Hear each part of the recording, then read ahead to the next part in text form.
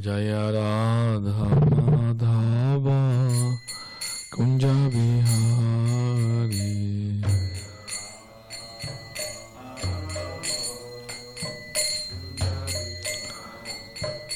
Jaya Radha Madhava Kunja Bihari.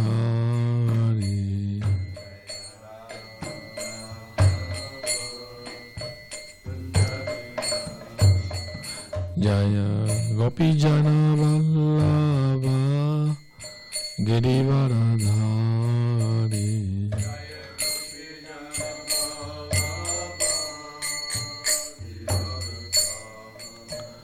Jaya Gopi Jana Vallabha Girivaradhari.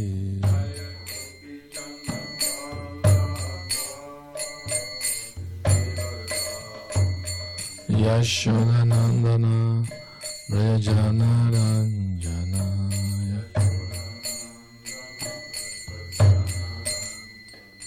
Yashodanandana Brajana Ranjana.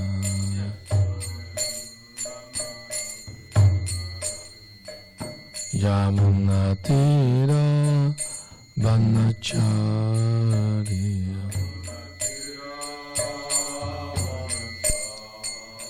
Yamuna Tira Vanachariya.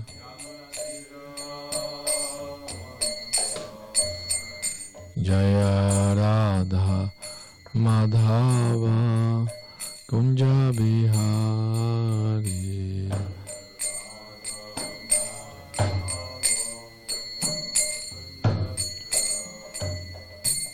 Jaya Radha Madhava Kunja Bihari.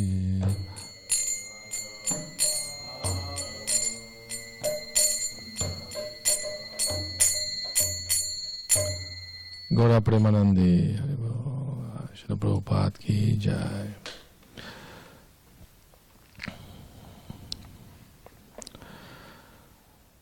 Narayanam Namaskritya Naram Chaiva Narottamam Devim Saraswatim Vyasam Tato Jayamudiraye Nasta Prayesha Madreshu Nityam Bhagavata Sevaya Bhagavati Uttamasloke Bhaktir Bhavati Naishtaki. Om Namo Bhagavate Vasudevaya. Om Namo Bhagavate Vasudevaya. Om Namo Bhagavate Vasudevaya. Reading from Srimad Bhagavatam, 4th Canto, Chapter 16, Text 4. Esha Dharma Vritam Shreshto Lokam Dharmenu Vartayan Goptacha Dharma Situnam Shastatat Paripantinam Esha Dharma Vritam Shreshto Lokam Dharmenu Vartayan Goptacha Dharma Situnam Shasta Tat Paripantinam.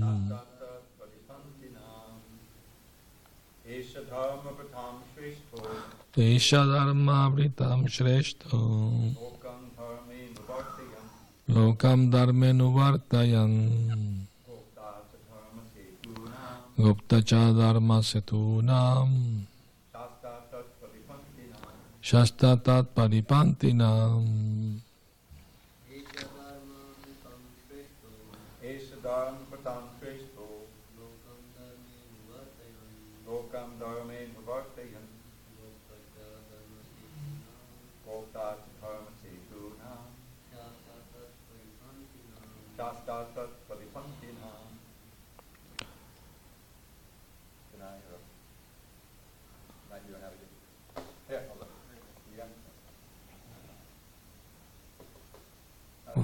Here, 3, right? 4.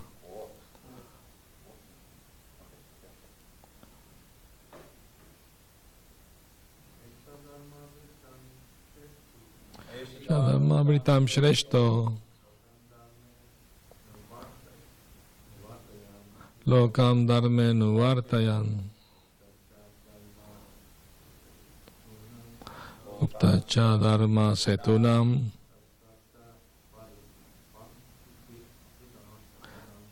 Shastatat Paripantinam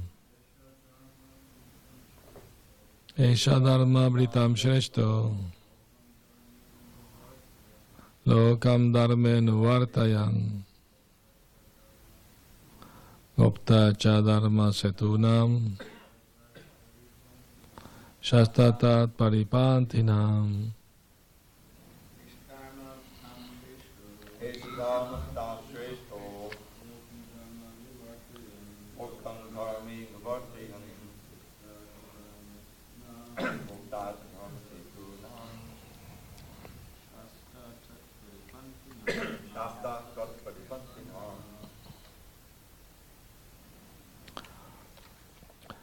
Esha, this King Prithu, Dharma Britam, of person executing religious activities,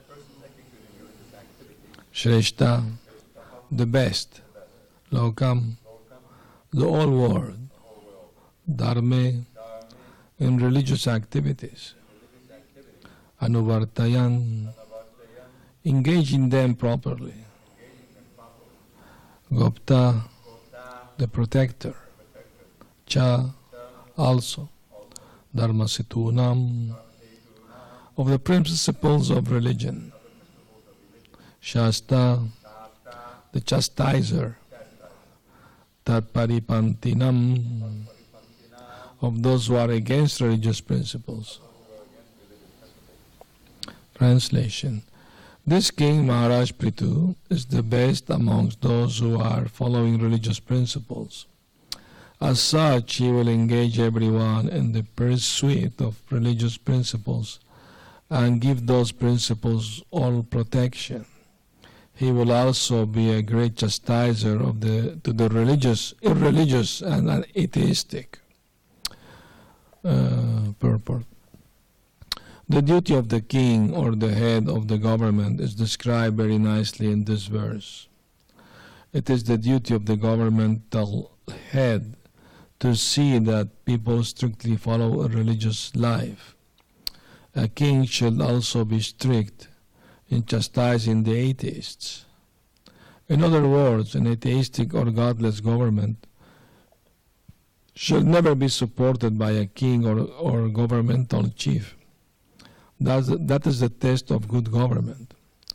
In the name of secular government, the king or governmental head remains neutral and allows people to engage in all sorts of religious activities. In such a state, people cannot be happy, despite all economic development. However, in this age of Kali, there are no pious kings.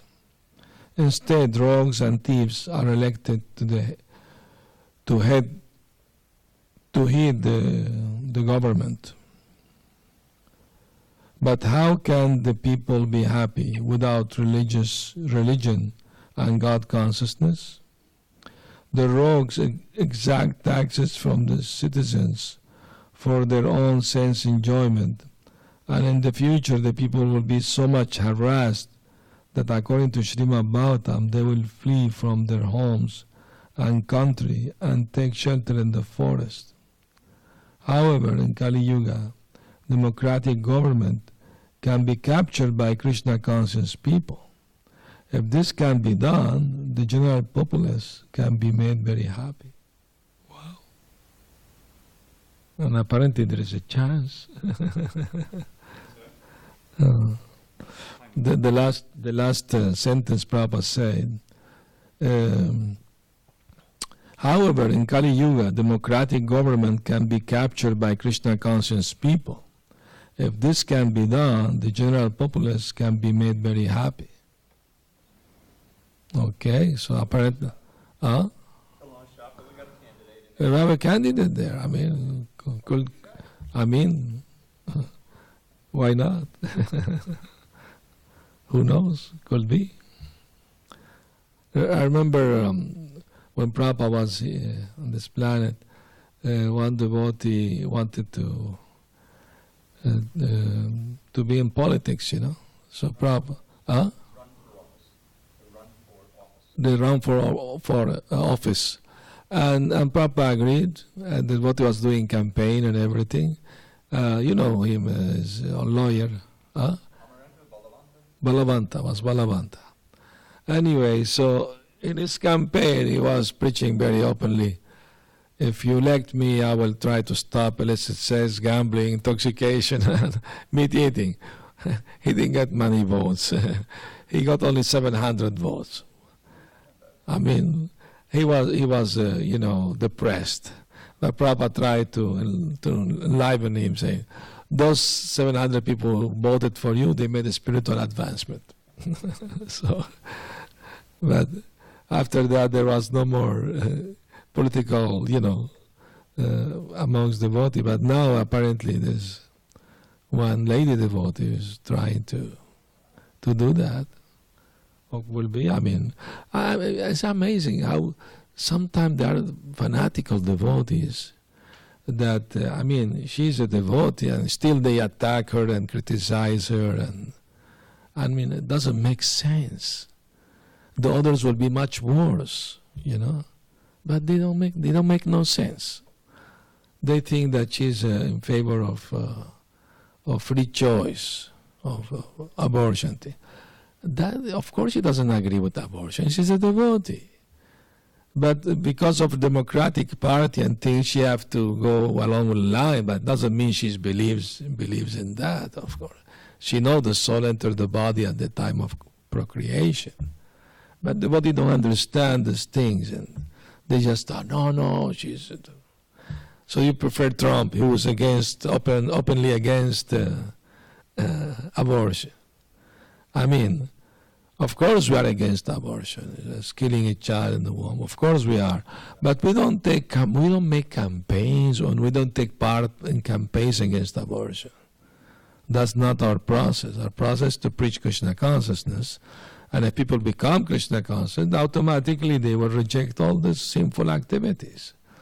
But sometimes we see devotee being activist in against animal cruelty or this and that. It's nonsense. We are not after those things.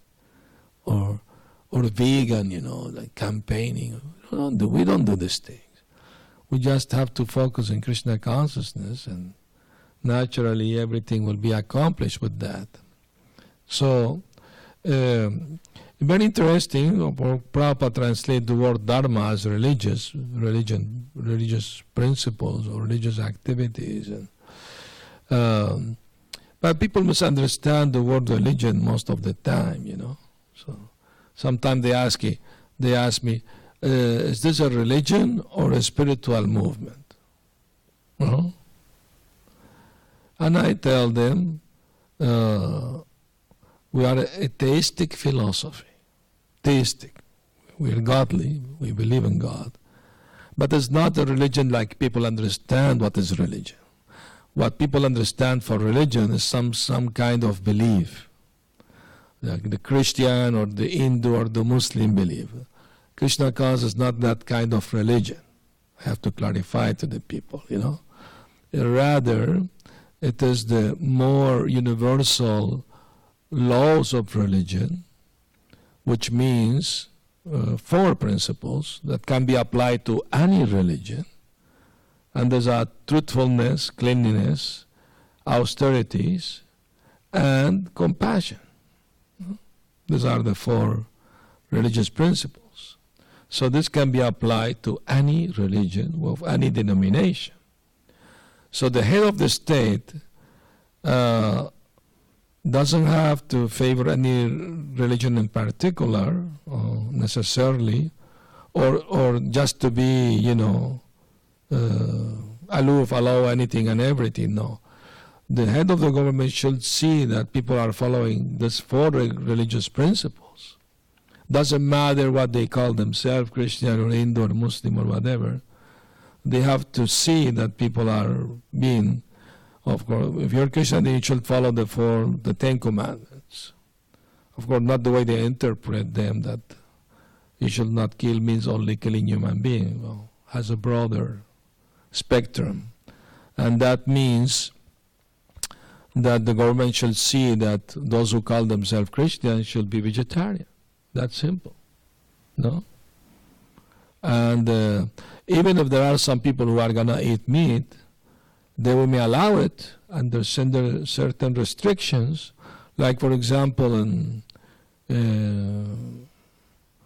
sometimes government will allow, selling liquor, but doesn't mean they want people to drink liquor, where most of the politicians are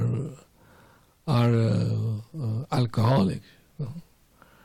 But I mean to say, there is some to restrict these things.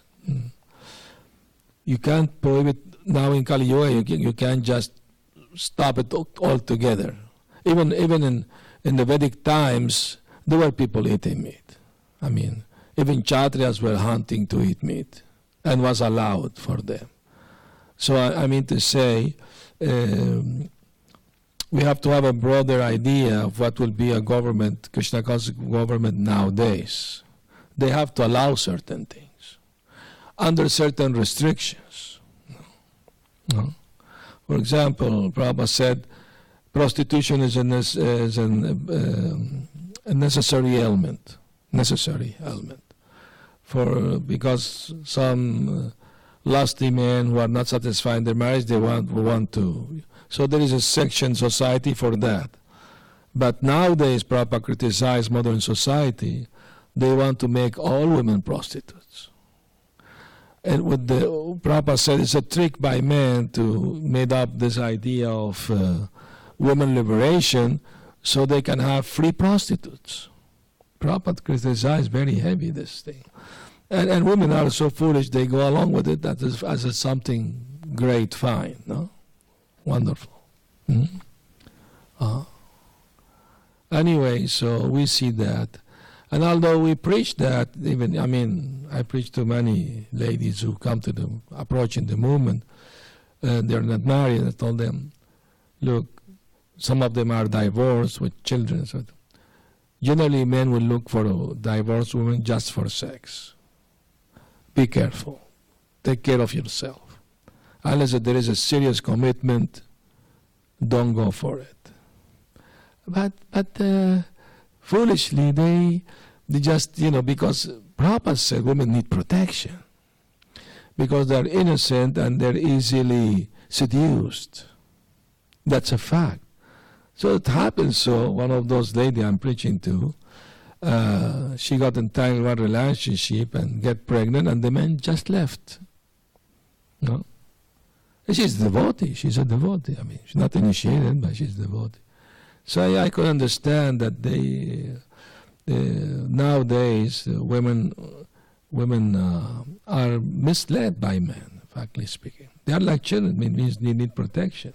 So it is the men's fault, It is the men's fault mainly that the moral situation in society is loosened, So that's why we need to preach very strongly about these principles, to our congregation, so you understand for their own good, to protect themselves, Like here one girl was coming, was very much interested in Krishna consciousness, and she was chanting and everything. And suddenly a boy came up and just, took her away from Krishna consciousness. Of course, she has her free will too, but I mean to say, that's why in Vedic times, this was very much stressed that women should be protected, should not be given full freedom to mix with men. Of course, women hear that now, they say, "Whoa, what? You want to live in the old ages or something, they can't understand it. It's difficult for them because it became a norm, became a norm in society to act this way, freely mixing and illicit sex and anti-conceptives and abortion, all these things. It's a madhouse, actually. It's a complete chaos society nowadays. How is it going on? I mean, here, I go every morning to morning walk, I see so many people homeless, and men and women, both. And what they are into? Drugs, of course, alcohol. Because they're suffering. They want to mitigate their suffering with intoxication. But they are more miserable than before, so. And what the government is doing about it? Nothing. Not much, really. For example, some years ago here in America, the public schools, they were having a problem that many teenagers, girls, became pregnant and they still wanted to continue their studies, so they would come with their baby to schools because they didn't have anybody to take care of the kid. So they have to put a kindergarten for the kids. And that means more expenses, more, So they were looking for a way to cut off the expenses, So they came up with a plan that they will put something in the girl's arm that will make her infertile for 5 years. And any age from 12 up, and they don't have to ask permission from their parent to do it. They could do it secretly if they wanted to. So imagine, they don't care about morality or religious or protection of the woman. No, they just care about money, less expenses. Doesn't matter if they have all the sex they want with one man or another, because if they know they're not going to get pregnant, so why control the senses? Understand? So there's complete chaos nowadays, and Prabhupada explains that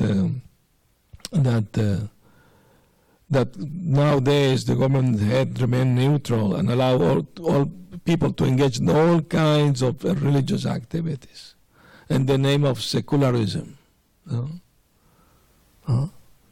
But that's completely wrong. You don't have to favor any particular religion, but you have to see that, okay, you are religious, you have to follow what you're saying. For example, I'll tell you an example. Recently in Mexico, there was a big religious scandal. One big religious leader, he had his own movement. He created his own movement, Christian-based, of course, and it's called the Light of the World. No, so this guy, they rented, palatial cultural building, governmental building, supposedly for some cultural activity, but wasn't true. They use it to celebrate his birthday, this leader's birthday. And that was against their rules, can't be used for religious purposes. So it was a big scandal because he gave a lot of money, to get that. And now here in California, he is in jail. The same man. They caught him here. There are like 22 complaints about him. From women, from money embellishment, from bribes, from related to drug trafficking, all kinds of things. The man is a complete, is what he said, a complete gangster, and he's a supposedly religious man. So what he preaches that he's a prophet. He's an incarnation of an archangel. Yeah. He's a prophet. He's an incarnation of some archangel. And therefore, since he's a prophet, and in the Bible it said the prophet may have many wives, so he can have all the women he wants. And his followers offer him their daughter or their sister, And it's okay because he's a prophet. And his son is another angel, of course, a minor prophet too.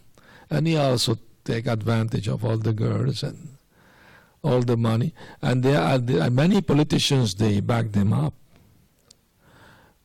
because they get girls also from them. And money, of course, they bribe them and all these things. So they don't, the government here in California, they don't want him free. So the bail is $50 million. And recently I was in Monterrey, Mexico. I had a meeting with the members of the government who are in charge of the religions, you know. So they told me his followers already collected the $50 million. But they are waiting to see if something happens so they don't have to give the 50 million. But if they have to give it, they will do it. Imagine, that's a mad world. A crazy world. And the things are going on, are allowed everywhere. It's crazy. So, corruption at every level, religious, political, social. I mean, in Mexico, there is one Buddhist lady who's becoming devotee, and she told me that so much corruption in the Buddhism also. And in England, there was a big religious Buddhist leader. He had millions of properties, and so many thousand followers. And he was abusing his male disciples. And the scandal came out in the newspaper and everything because one of them committed suicide in London. A very famous Buddhist group, and the man recently died, the corrupt, guy. And all the Buddhists came and, everything peace and love, Nobody came out to speak, this is not moral or this is not proper. Nobody, because it is many, very valuable millions of dollars property are involved. So they want to keep she told me she just got completely, burned up with these people. And that's why she wants to become devotee. Because she saw the movie Hare Krishna. And she wrote a nice article about the movie. Came out in the newspapers and everything, in our ISKCON publications too. It's a very nice article. And she said, what I admired most of Prabhupada, that he was faithful to his principle all his life up to the end. He's a real bona fide spiritual master. And and Prabhupada said we have to keep the purity in our movement, and we have been through many difficulties too, also with some of our leaders too, through the years, and we have lost some, definitely we have lost some, what you said, credibility in society, because we also failed in many ways in that sense. But since there are sincere devotees in our movement, and some very, very sincere, the movement will go on, because this is the movement of Lord Chaitanya, and nobody can stop it. So Prabhupada very intelligently, he didn't leave only one leader, like happened in Gaudiya Math, only one leader, and if something happened with him, everything collapses. But Prabhupada created a society with many leaders, so if somebody failed, the others would continue. That was more clever way to organize the movement, would not be stopped by the failure of some of the leaders. Anyway, I'm stopping here. Any comments, questions?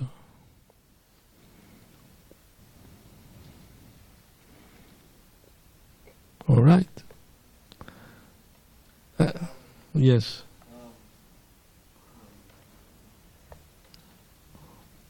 There's a saying,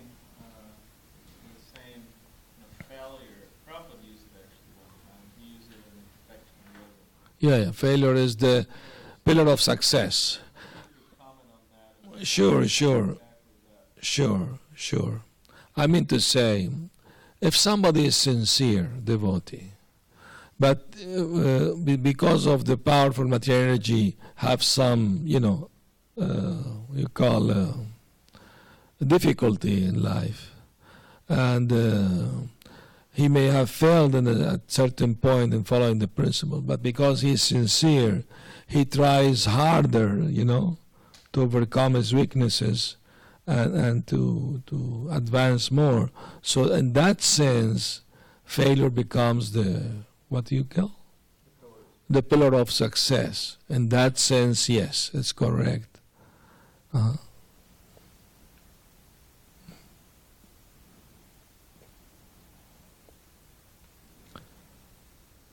Any comment, Prabhu Dravida? Well, in the sense that when you look at The broader perspective, that's the central principle of Krishna economy. I mean, Krishna says, "Neha brikamanashosti." Yes. Even your failure in this one life, Yes. you still have some assets for the next life, and you go on. Of course. But it only works in in spiritual life, because in material things, no matter how much you succeed, you fail because you leave it all and it's gone. And especially if you try to, accomplish something and you fail, then it's a whole failure. Like you try to build a bridge, Yeah. but you don't complete it. Well, the whole thing is a waste. Of course. So in essence, that's a really central principle of ours. But in spiritual life, I mean, there is hope that next life you'll continue your progress. But even if somebody comes back to Krishna consciousness after having failed, Prabhupada said that shall be taken as an accidental fall down. Yeah, I mean, even in this one life. Huh? Even in this one life. Even in one life, he comes back to Krishna consciousness, he can still achieve success after having failed at certain point.